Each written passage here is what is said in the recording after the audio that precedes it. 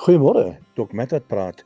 Ek onthou die tydperk toe my seuns nog op skool was, selfs op universiteit. Dan kom hulle na pa toe, dan sê hulle, pa, ek het dit nodig, of nuwe rugby talks, of 'n cricketkolf, my kolf het gekraak, en ons speel 'n wedstryd, en ek kan nie met hierdie gekraakte kolf speel nie, of my rugby stewels het geskeur, en ek het definitief stewels nodig. En dan los hulle dit net by my, en dan weet hulle, pa gaan voorsien. Maar daar's iets wat vir my baie sterk daar uitstaan.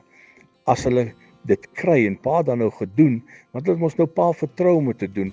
Ons hemelse God en Vader is ook so, as ons hom gevra het, dan vertrou ons, en dan hoef ons nou nie meer daaroor bekommerd te wees nie, wat hy gaan doen.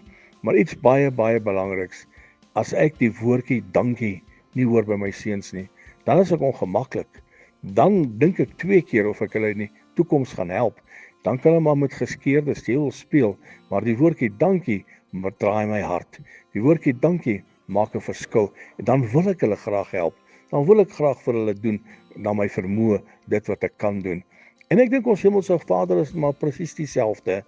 Ons kry sekere goeie, sekere dinge in ons lewens gebeur, en dit gaan maar net verby ons. Maak nie saak wat dit is nie, dan het die Here voorsien, en dan het ons vergeet, daai woordjie dankie, vergeet om op ons knieë te gaan en te sê, Jesus, dankie, dankie, dankie vir dit wat U vir ons gedoen het.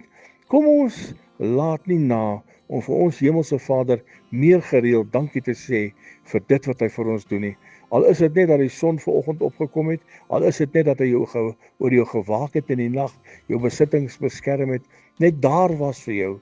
Sê dankie in alle opsigte.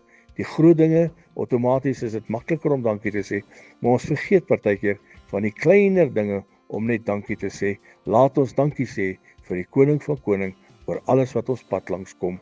Herlewingsgroete.